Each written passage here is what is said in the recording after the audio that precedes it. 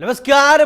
बड़ी बहस मध्य प्रदेश में आप सभी का बहुत बहुत स्वागत है। मैं हूं आपके साथ सौरभ त्रिपाठी। मध्य प्रदेश की सियासी गलियारे में एक बार फिर से हलचल तेज हो गई है। इस बार कांग्रेस विधायक राजेंद्र कुमार सिंह ने एक ऐसा विवादित बयान दिया है जिससे कि बवाल मचा हुआ है। दरअसल सोशल मीडिया पर कांग्रेस नेता का एक वीडियो वायरल हो रहा है जिसमें राजेंद्र ये कहते दिखाई दे रहे हैं कि सांड बनकर साधु संत कांग्रेस की खेती चल रहे हैं। दरअसल 26 मार्च को सतना के एक होटल में कांग्रेस कार्यकर्ता सम्मेलन का आयोजन किया गया था। यहां कांग्रेस पार्टी के विधायक डॉक्टर राजेंद्र कुमार सिंह ने बीजेपी को घेरने की कोशिश में विवादित बयान दे दिया जिससे साधु संतों में काफी नाराजगी है। उन्होंने कहा कि गोवलकर और श्यामा प्रसाद मुखर्जी ने जो बीज बोया था आज वह हिंदू राष्ट्र बनाने का, धर्म के आधार पर पहचान बनाने का वो बीज अपना आज पनप कर पौधा बन गया है, वृक्ष बन गया है। और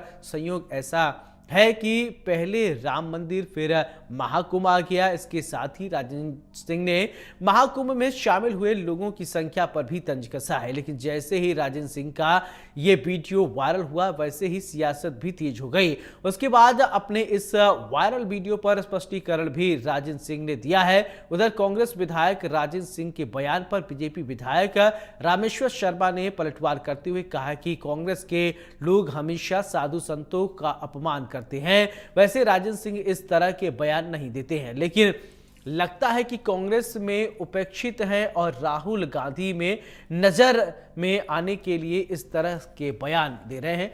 रामेश्वर शर्मा ने आगे कहा कि कांग्रेस को यह न भूलना चाहिए कि सनातन में सांड को भी नंदी के तौर पर पूजा जाता है, लेकिन वर्तमान में कांग्रेस साधु संत और सनातन का अपमान लगातार कर रही है। उधर कांग्रेस विधायक राजेंद्र सिंह के बयान पर पूर्व विधायक और मुख्य प्रवक्ता शैलेंद्र पटेल ने कहा है कि बीजेपी ने चुनाव में तथाकथित साधु संतों का उपयोग किया है।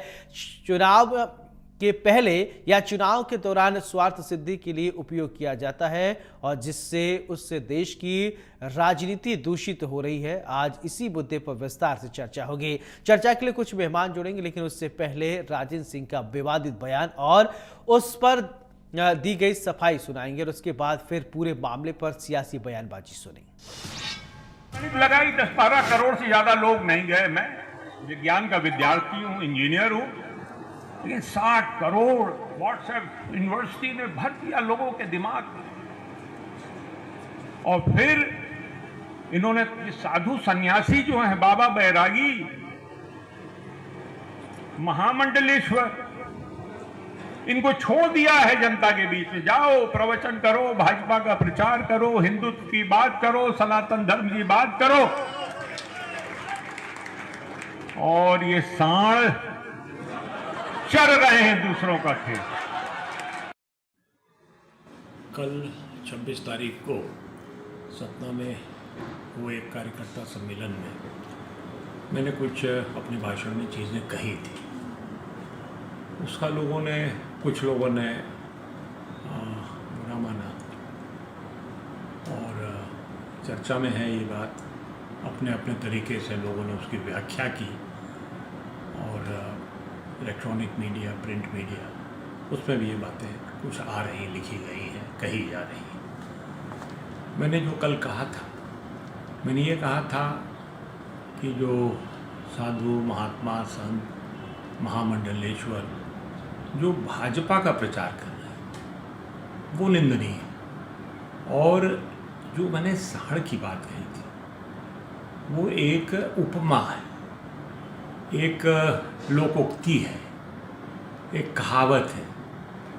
किसी व्यक्ति के व्यक्तिगत अपमान का तो सवाल ही नहीं उठता है। किसी की मैंने व्यक्तिगत मानहानि की हो, कहने के लिए आम भाषा में लोग कह देते हैं नेता बेईमान है। अब कोई अगर न्यायालय चला जाए और वहाँ पर आवेदन दे कि मेरी मानहानि हो गई है, तो न्यायालय यही पूछेगा कि सामने वाले ने आपका नाम लिया क्या, आपको कहा क्या। देखो, अगर इस तरह का इन्होंने बयान दिया है तो साधु इतना कमजोर नहीं है। साधु दोनों प्रकार से सशक्त है। शास्त्र से भी जनता को, समाज को समझाता है और शस्त्र भी उठाना जानता है। शस्त्र और शास्त्र दोनों में जो अखाड़े की परंपरा हुई, ये शस्त्र विद्या सिखाते थे। अगर इस तरह के विधायक उज्जैन में आ जाए तो इनकी दुर्गति हो जाएगी। साधु संत ऐसे चुपचाप नहीं बैठेंगे। जिस प्रकार से वो साधु को सांड शब्द का प्रयोग करता है, बहुत ही गलत है और इसकी हम घोर निंदा करते हैं। शास्त्र के माध्यम से और किस प्रकार उनका शास्त्र को तो ये समझते ही नहीं है, ये तो डंडे से ही समझेंगे। अगर साधु ने शस्त्र उठा लिया तो ये भागते फिरेंगे। ये अभी तक राजेंद्र सिंह जी सबसे सभ्य, सबसे सौम्य और सबसे सरल आदमी माने जाते थे, लेकिन या तो ये कहिए कि कांग्रेस में उनकी उपेक्षा के कारण वो थोड़े से दिग्भ्रमित हो रहे हैं और इस तरह का जवाब और इस तरह का स्टेटमेंट दे रहे हैं। साधु समाज पूज्य है, वंदनीय है और उनकी पूजा आराधना हर हमेशा होती आई है। आज भी अनेक साधु समाज के अनेक लोग अनेक तरह की बयान देते रहे, कभी समर्थन में भी होता है, कभी हमारे विरोध में भी होता है, फिर भी हमने संत समाज का कभी अपमान नहीं किया। वो खुद बताएं कि दिग्विजय सिंह जी ने जब भोपाल से चुनाव लड़ा था और उनके साथ जो साधु समाज की बहुत बड़ी संगत घूमी थी, तो उस संगत को राजेंद्र सिंह जी कैसे देखते हैं, किसके रूप में देखते हैं? क्या वो सांड है? साधु पूज्य है, वंदनीय है। हाँ, ये बात भी है कि हमारा सांड भी पूजनीय है, क्योंकि सांड को भी हम गांव के अंदर भगवान शंकर का त्रिशूल लगाकर उसको नादिया का रूप से पूजा जाता है।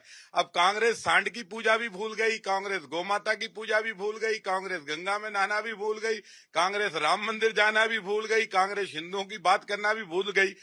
वरिष्ठ कांग्रेस नेता विधायक राजेंद्र सिंह जी ने जो बात कही है उसको भारतीय जनता पार्टी तोड़ मोड़ कर पेश कर रही है और उन्होंने जो बात कही है उसका अर्थ समझें। धर्म अपनी जगह और राजनीति अपनी जगह है। हम अपने अपने हिसाब से अपने धर्म को पालन करते हैं, अपने ईश्वर का पालन करते हैं, लेकिन जिस तरीके से भारतीय जनता पार्टी ने कुछ तथाकथित साधु संतों का उपयोग चुनाव के दौरान या चुनाव के पहले अपने स्वार्थ सिद्धि में लगाया, उससे देश की राजनीति दूषित हो रही है। कहीं न कहीं जो रिजल्ट्स आने चाहिए वो राजनीति में विकास के अलावा धर्म के नाम पे आने लगे। और जो बात कही वो एक लोकोक्ति है, एक मुहावरा है, और उन्होंने ये कहा कि किस तरीके से इन समय में कुछ लोग आते हैं और वोट की फसल काट के चले जाते हैं। निश्चित रूप से कांग्रेस पार्टी सर्वधर्म को मानती है, सारे धर्मों का सम्मान करती है और जिस तरीके संविधान ने हम सबको अपने अपने धर्मों का पालन करने का। चलिए अब चर्चा की शुरुआत हम करें। हमारे साथ खास मेहमान जुड़ गए। सबसे पहले परिचय, फिर इसके बाद चर्चा की शुरुआत। मंत्री जैन बीजेपी प्रवक्ता हमारे साथ हैं, बहुत बहुत स्वागत है। रितेश त्रिपाठी जी कांग्रेस के प्रवक्ता है हमारे साथ, बहुत बहुत स्वागत है। रितेश जी, चर्चा की शुरुआत आपसे कि राजेंद्र सिंह ने जो बयान दिया है उस बयान को आप कैसे देखते हैं? साधु संतों की इस तरीके से तुलनात्मक और इस तरीके से तुलना करना कैसे देखते हैं रितेश जी? अनम्यूट कर लीजिए अपने आप को।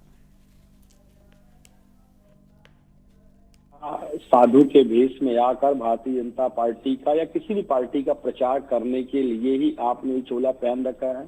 उनके आप पूरे पंच लाइन को आप पढ़े, पूरी लाइन कोड किया कि तरह तरह के लोगों को भाजपा ने छोड़ दिया समाज में। क्या आप इस बात से विरोध कर सकते हैं कि कई सारी उपाधियां, मानद उपाधियां लेने के बाद जो भावनाओं के साथ जो खिलवाड़ हो रहा है, उनका राजनीतिक दोहन जिसे कहा जाए, वो हो रहा है? क्या आप इसको उचित मानते हैं? क्या सरकार बनाई जाती है लोगों की राजनीतिक जो महत्वाकांक्षाएं, जो राजनीतिक संवेदनाएं हैं, उनका दुरुपयोग करने के लिए, उनको चुनाव में भुनाने के लिए, उनको वोटों में तब्दील करने के लिए? तो राजनीति और आध्यात्म दो अलग अलग विषय हैं, पर भारतीय जनता पार्टी ने राजनीति और अध्यात्म को मर्ज कर दिया है।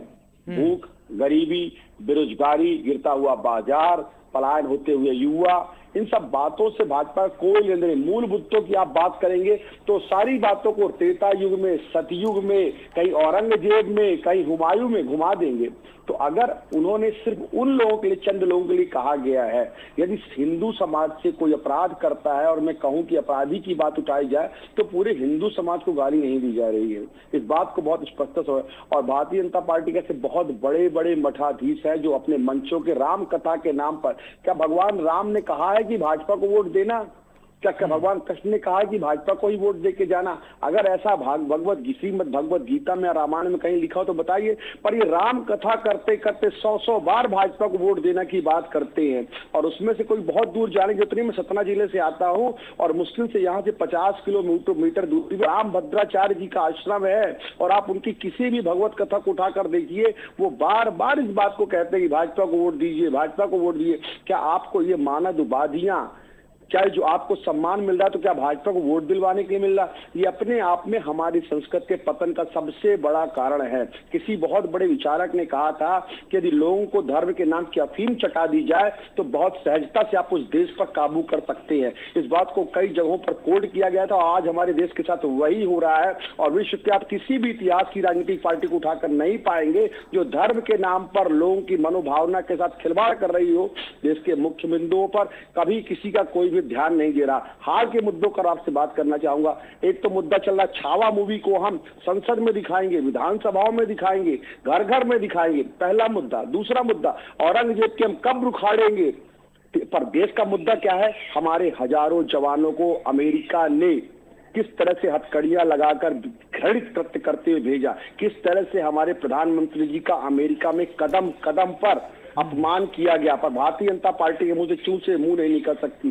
किस तरह से अपराध मध्य प्रदेश में बढ़े, 1.5 लाख से अधिक बहनों के साथ दुराचार की घटनाएं मध्य प्रदेश में हुई। किस तरह से भाजपा ने सदन में लैंड पुलिंग बिल लेकर आई पिछले दरवाजे से, जिसे हम काला कानून कह रहे हैं। इन सब मुद्दों पर कोई बात करने, आज भारतीय जनता पार्टी ने जो बेरोजगार युवा है उनको आकांक्षी युवा का नाम दे दिया। इतना घिनौना कृत्य मध्य प्रदेश में ही हो सकता है। और जब इन सब बातों पे आप बात करेंगे तो धर्म के नाम पे आपको बरगलाने की कोशिश करते हैं। तो उन्होंने सिर्फ उन लोगों को टारगेट किया है जो धर्म के नाम पर राजनीतिक रोटियां सेकते हैं, ना कि साधु और संतों को। वो सकल भी हमारे पूज्य थे और आज भी हमारे पूज्य थे। तो मैं बस इतना स्पष्ट करना चाहता हूं, कांग्रेस साधु संतों के सनातन के विरोध में नहीं, बल्कि कांग्रेस ऐसे बहुरूपियों के विरोध में हो जो ऐसा चोला ओढ़ कर, आज आपके प्रेमानंद जी महाराज है, उन पर हम कभी सवाल नहीं उठा सकते। ऐसे हजारों हजार है जिनको कोई मतलब नहीं है। हमारे प्रधानमंत्री जी कैलाश में जाकर बैठ जाते हैं, चुनाव के अंतिम दिन चोला पहन लेते हैं, पीला वस्त्र धारण कर लेते हैं। ठीक है, ये राजनीतिक भावनाओं को चले पीला वस्त्र से दिक्कत है क्या आपको? चले ठीक है, चले पीला वस्त्र से दिक्कत हो, चले चोला बदल लेते हैं, हो सकता है आपको दिक्कत। मंजरी जी आप दीजिए अपनी प्रतिक्रिया। जी, मुझे एक तो रितेश की ठीक से आवाज समझ में नहीं आई है, तो पता नहीं कुछ साउंड में गड़बड़ है। दूसरा, मुझे जो समझ में आया मैं उस आधार पे जवाब देना चाहती हूँ कि सौरभ जी देखिए, हमारे जो देश की भूमि है वो तपोभूमि है, देवों की भूमि कहा जाता है। और जब महाभारत का युद्ध हुआ तो धर्म को लेकर हुआ। एक तरफ कौरवों की सेना थी, एक तरफ पांडवों की सेना थी। तो वहां पांडवों की सेना में जब कहना चाहिए कि जब धर्म सभा लगती थी, जब राजसभा लगती थी, तो उसमें साधु संत विराजमान होते थे, उनका मार्गदर्शन लेते थे। बात यह है कि साधु संत खड़े किस तरफ थे, वही दृश्य है आज जो है वो देखने को मिल रहा है। ये वो कांग्रेस है जो मुस्लिम लीग की स्थापना करने वाली कांग्रेस, मुस्लिम लीग के हिसाब से चलने वाली कांग्रेस को समझ में नहीं आएगा, क्योंकि इनको तो तुष्टीकरण की राजनीति करना है। और जब जब मौका मिले श्रृंखलाबद्ध तरीके से, षड्यंत्र पूर्व तरीके से साधु संतों का अपमान करना है, हिंदू धार्मिक आस्था पर सवाल उठाना है, भगवान राम के जन्म स्थान पर सवाल उठाना है, उनके काल्पनिक होने के प्रमाण प्रस्तुत करना है, राम सेतु के काल्पनिक होने के प्रमाण जो है न्यायालय के अंदर प्रस्तुत करना है। वकीलों की फौज खड़ी कर दी थी उसके लिए तो आपने। तो ये जो तुष्टीकरण की राजनीति है, जो सत्ता को पाने की लोलुपता है, जो हमेशा से भारत की संस्कृति और सभ्यता को विनाश की ओर धकेलने वाली कांग्रेस आज भी उसी पर चल रही है। और इसीलिए जनता ने आज आपको घर बैठा दिया है। और रही साधु संतों की बात, तो इतना मतलब निचला स्तर का जो आपने बयान दिया है, साधु संतों की आप तुलना सांड से कर रहे हैं। और चलिए, सांड को आप किस रूप में देख रहे हैं? हम तो सांड को भी पूजनीय देखते हैं। आप कहते हैं कि वो तो हमने एक उदाहरण दिया है, एक कहावत है, तो उदाहरण के तौर पर आपके किसी नेता की मैं तुलना कर दूं किसी जानवर से, और किसी ऐसे जानवर से, फिर आप क्या कहेंगे इसमें? तो मैं ये समझती हूँ कि कांग्रेस जो है वो लगातार भारत की अस्मिता, संस्कृति, हिंदू धर्म, सनातन को हमेशा जो लोग कहते हैं सनातन को समूल नष्ट कर देना चाहिए, उस पर कांग्रेस चुप रहती। दिग्विजय सिंह जी का बयान आता है कि भगवा आतंकवाद है, तो हमेशा से आपको तो भगवा में आतंकवादी तो नजर आ रहा है। आप क्या बात करते हैं कि हम साधु संतों को मानते हैं? आप क्या बात करते हैं साधु संत ढोंगी है? आपके दो चेहरे, दो बयान, किस तरीके के बयान हैं? तो देखिए, ये आपके विचारधारा से, जो आपकी विचारधारा है, जो ऊपर से चलती है, 10 जनपद से चलती है, वो विचारधारा है, उससे आगे बढ़ाया जाता है। और इनके यहाँ तो ये है कि जो जितना हिंदू धर्म को गाली देगा, नीचे दिखाने की कोशिश करेगा, वो उतना विश्वास पात्र बनता जाएगा। तो ये परंपरा है कांग्रेस के कि लगातार आप कैसे अपमानित कर सकते हैं साधु संतों को और उसमें महारत हासिल कर सकते हो। मैं समझती हूँ इसमें राजनीतिक रोटियां तो सेक नहीं है। ठीक है मैडम, पूछ लेता हूँ, ये कांग्रेस पर ही क्यों आरोप लगते हैं, ये तोहमत मढ़ दिए जाते हैं कि सनातन विरोधी, साधु संतों का अपमान, ये ज्यादातर आप देखते होंगे, ऐसा नहीं है कि आप भी सामाजिक जीवन में है, देखते होंगे, कांग्रेस पर ही क्यों आरोप लगते हैं?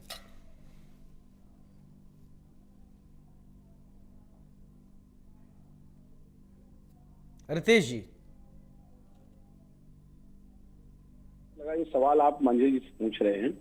देखिए, मंजरी जी ने कुछ सवाल किए, मैं उनका पहले जवाब देना उचित मानता हूँ कि साढ़ को भी पूजती हैं। सौरभ जी, ये बात आपने सुना, आप पर मेरी आवाज आ रही है क्या? हाँ हाँ।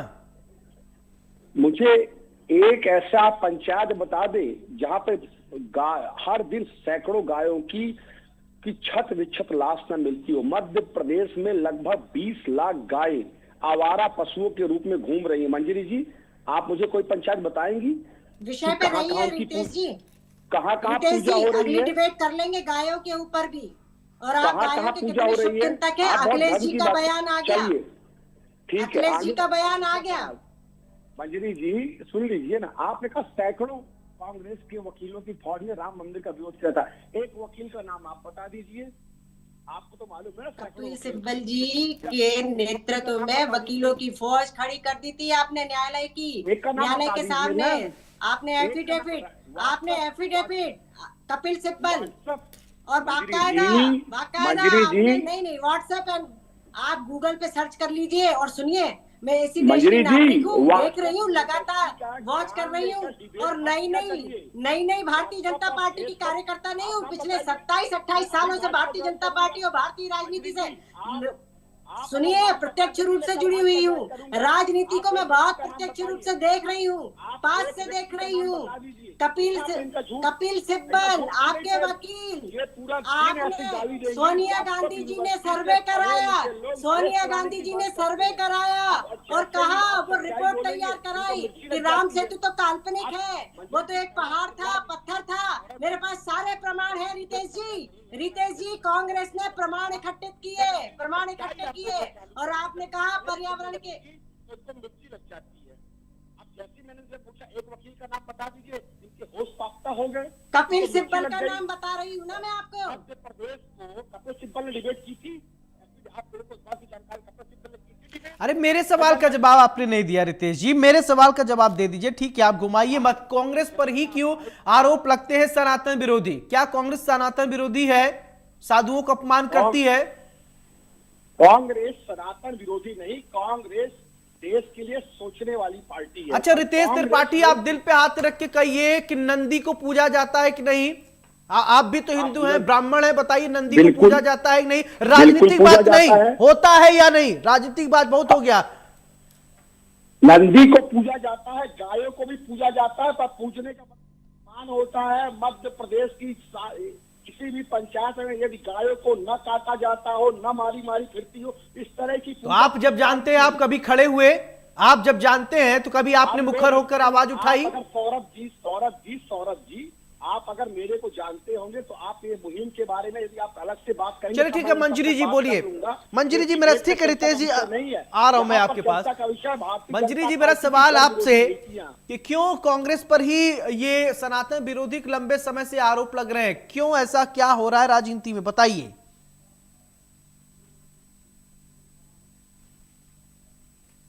हेलो मंजरी जी, सुन रही हैं आप?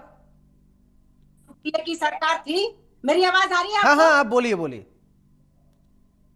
सुनिए, 2007 में यूपीए की सरकार थी या नहीं? आपने हलफनामा दिया था कि नहीं राम सेतु का कोई ऐतिहासिक या धार्मिक महत्व नहीं है न्यायालय के अंदर? सेतु समुद्रम परियोजना के तहत कांग्रेस सरकार ने इसे तोड़ने की योजना बनाई थी, लेकिन जनता के विरोध और सुप्रीम कोर्ट के हस्तक्षेप से ये रुकी। वैज्ञानिक शोध ने भी ये साबित कर दिया कि राम सेतु एक प्राचीन संरचना है।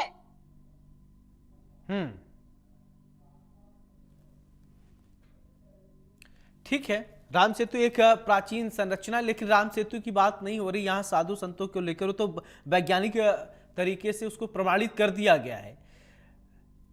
तो मेरा सवाल था कि उसका जवाब आपसे भी चाहिए, क्योंकि रितेश जी अभी इस पे बोलेंगे कि क्यों आरोप सिर्फ एक ही पार्टी पर लग रहा है, सनातन विरोधी का या साधु संतों को अपमानित करने का। क्या बीजेपी जिस एजेंडे पे है उसके एकदम विपरीत कांग्रेस है? लेकिन ठीक है, सम्मान तो साधु संतों को होना चाहिए ना। इस कहा जाता है भारत जो है वो संतों की भूमि है।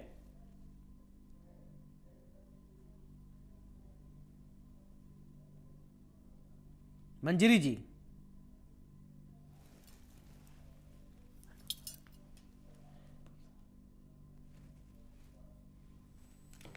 रितेश त्रिपाठी जी, आवाज मेरी आवाज मिल रही है? जी जी, आपकी आवाज मिल रही है, बोलिए आप। सौरभ जी मेरी आवाज? जी जी जी, आपकी आवाज आ रही है। आपने मुझसे प्रश्न पूछा कि ये सारे आक्षेप जो है वो कांग्रेस के ऊपर क्यों लगते हैं, सनातन विरोधी के।